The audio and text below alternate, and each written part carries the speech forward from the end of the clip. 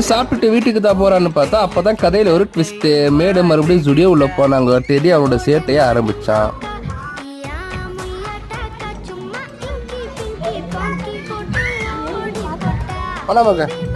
அவன் தொல்லையை தாங்க முடியாத தாயார் தகப்பனான என்கிட்ட அவனை கொடுத்துட்டு போயிட்டாங்க. நானும் அவனை கொஞ்ச நேரம் வச்சு சமாளிச்சுட்டு இருந்தேன். அப்புறம் முடியல. சரி அவனை கூப்பிட்டு உள்ள போயிட்டேன்.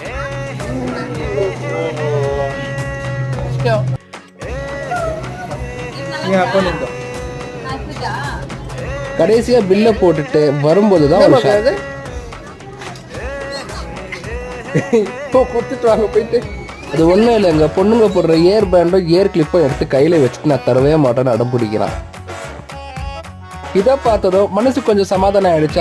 அடுத்த ரவுண்டுக்கு ஆள் ரெடின்னு நானும் சந்தோஷமா வெளியே வந்துட்டேன். மறக்காம சேனல் சப்ஸ்கிரைப் பண்ணுங்க, லைக் பண்ணுங்க, டேடிக்கு சப்போர்ட் பண்ணுங்க, டாடிக்கு சப்போர்ட் பண்ணுங்க. Thank you so much.